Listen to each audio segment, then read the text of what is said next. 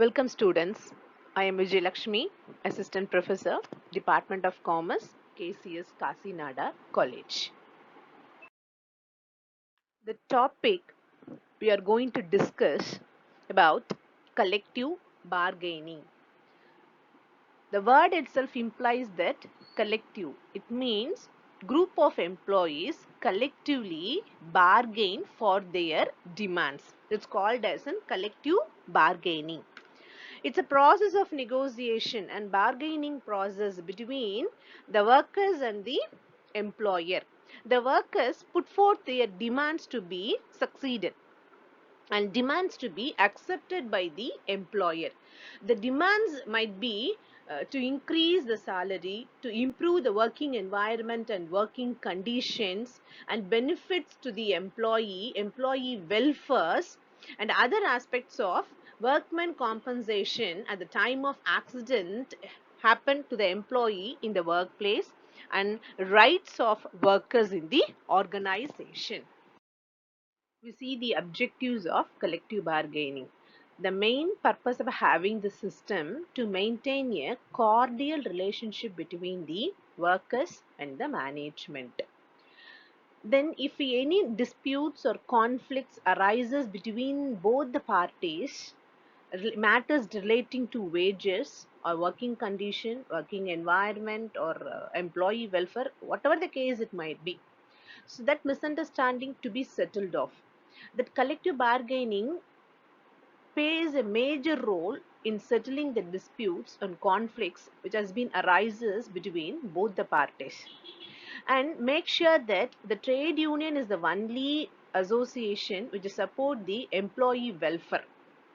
So, to ensure the participation of trade union in industry, the collective bargaining ensures the need of trade union, the participation of trade union in industry, and to resolve the difference between workers and management through voluntary negotiation. So this collective bargaining is not an act or it's not a law. It's just a voluntary organization, voluntary group of people negotiate their demands, put forth their demands to the management. So any difference of opinion arisen relating to this matter get resolved by way of collective bargaining. The last one is in, see, to avoid the need of government intervention. So எந்த ஒரு காரணத்திலையும் கவர்மெண்டோட intervention இருக்கக்கூடாது இண்டஸ்ட்ரியில. It spoils the name of the organization itself. The third party intervention spoil the name of the organization. So this collective bargaining is a voluntary process.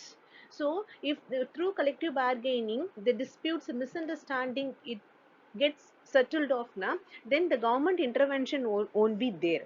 So the main purpose of having this collective bargaining to avoid the need of government intervention. So these are all the objectives of collective. We are going to see about types of collective bargaining. The first one is in conjunctive or distributive bargaining. This bargaining involves zero sum negotiation. It is otherwise called as an one side win, the other side will lose. The next one is an cooperative or integrative bargaining. This bargaining, both the parties may gain or at least neither party loses. The third one is the productivity bargaining. Here, the workers' wages and benefits are negotiated against their productivity, which means the more they productive, the better wage and benefit they will get.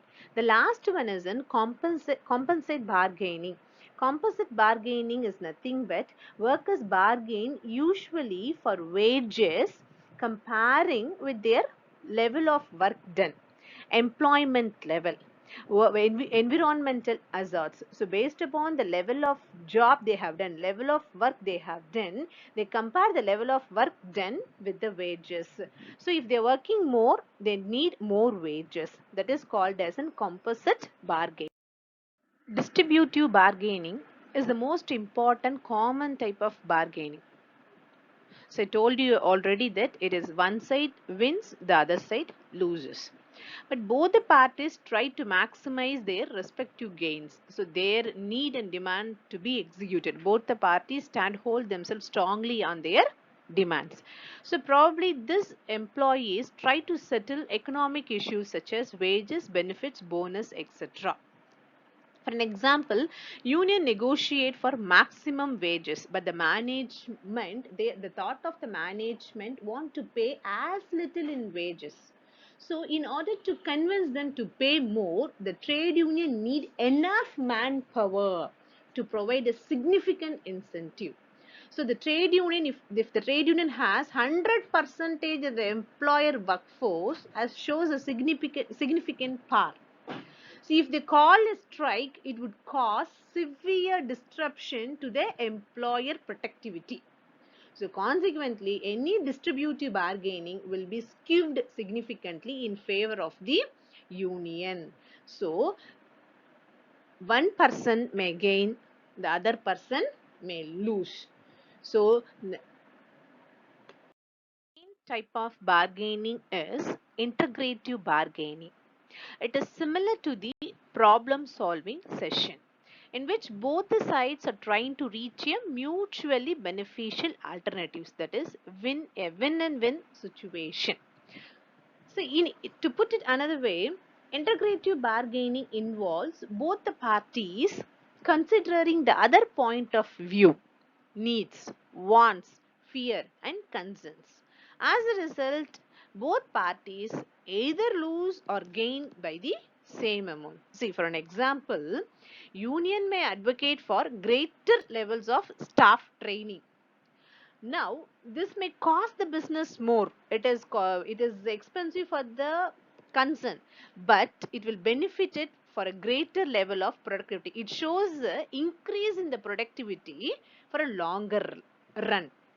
So both the sides share information about their interest and concern, and they create a list of possible solution to best meet everyone's need, is called as an integrative bargaining. The next bargaining is productivity bargaining. Productivity bargaining involves both parties negotiating around productivity and pay. That means based on the productivity, pay will be given. The union may suggest higher salary would boost productivity. On a controversy, the organization, the management may say that more productivity, more salary. So at one point, productivity bargaining is where both the parties agree to accept that changes that would boost productivity. In return, higher wages will be higher wages will be given to the employees. Maybe your wages or benefits will be given to the employees in return for the more productivity. Bargaining refers to a negotiation that focuses on a number of elements that are not related to pay. So they are not bargaining for the pay. This is apart from the pay. So apart from the pay, what the employee will demand is nothing but the improvisation of the working condition and taking the policies and recruitments and disciplinary process that could favor the employee. It should be concentrated on the employee welfare and job security. So apart from pay, welfare is must. Welfare in the name of working condition and good working condition and improved working environment. And job security is nothing but making the employee an permanent one. So composite bargaining, it is not related to pay, it is related to the welfare and job security. The next topic we are going to see is the process of collective bargaining. It is otherwise called as in stages or steps in collective bargaining. We have 5 stages to be crossed in this process. The first one is the preparation stage. At this very first stage, both the representatives of each party, they will prepare the negotiation to be discussed, to be carried out in the meeting. So each member should be well versed in the topic what they are going to discuss in the meeting, what they are going to raise in the meeting, and they should possess adequate knowledge about the labor law too. And the management side, they should prepare with the proposal of changes going to take place in the employment terms and be ready with the statistical figures to justify its stand. On the other hand, the union must gather adequate information regarding the financial position of the organization, because whether the business has the ability to pay the demanded salary or not. So for supporting this statement, that union must gather the adequate information regarding the financial position of the business. The next one is the discussion. Here, both the parties decide the ground rule that will guide the negotiation. The primary negotiator is from the management team always. The management team representative only lead the discussion always. He is called as a primary negotiator always. Okay. So at this stage, the issue for which the meeting is going to be held is identified. The issues could be related to the matters regarding wages, the supplementary economic benefits such as pension plan, health insurance, paid holidays, etc. Institutional rights such as rights and duties, and administrative side issues such as health, safety, technological changes, and job security, working condition. Simply, we can say that, see, the well prepared proposal will be discussed in the discussion stage. The next one is the proposal. So in both the stages, these people prepared what is to be discussed in the meeting. So in front of others, a proposal is put forth. So the management would put forth from their side, and the employee put forth their demands to the management.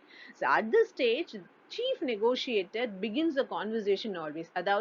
It is mean that the management is the primary negotiator. He is called as the chief negotiator. He will begin the conversation with an opening statement. Then both the parties put forth their initial demands. So this section can be like a brainstorming actually, where each party give their opinion, ideas, suggestions that may lead to argument or counter argument. So simply we can say both the parties will put forth their demands at this stage. Next one is an bargaining stage. In the bargaining stage, the negotiation begin at this stage. They start bargaining about their demands actually. Both the people try to win over the other actually. So until the negotiation may go for a longer period too. Sometimes it goes for a days too. Until the final agreement is reached, the negotiation is it's go on, go on, go on. So sometimes both the parties reach an amicable situation soon. But if is unable to settle down their disputes, unable to settle down the negotiation, then the third party intervention will take place. The third party might be called as an arbitration. With the arbitration intervention, could be the problem will be solved.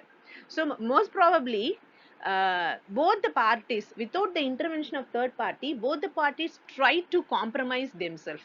When it's ஒரு சுச்சுவேஷனுக்கு அப்புறம் it goes வேற வழியே இல்லைன்னும் போது தான் this party will take the third person presence. Mostly third person presence won't be there. Then the last stage is the settlement. When the bargaining come to a solution, see, at some point both the people agrees, right? That agreed solution will be written down in the agreement, and both the parties will sign to the and committable to that. At this final stage, where both the parties agrees on a common solution to the problem so far they have discussed, then a mutual agreement is formed between the employee and employee, so which is to be signed by each the party and gives a decision and universal acceptance. So both the parties should agree the decision and sign the agreement. They have to implement the decision actually. Acceptance should be taken over. This is the process of collective bargaining. So students, you people understand what it is, so I think. Okay. Thank you so much. Please subscribe my channel. Keep watching. Thank you. Thank you so much.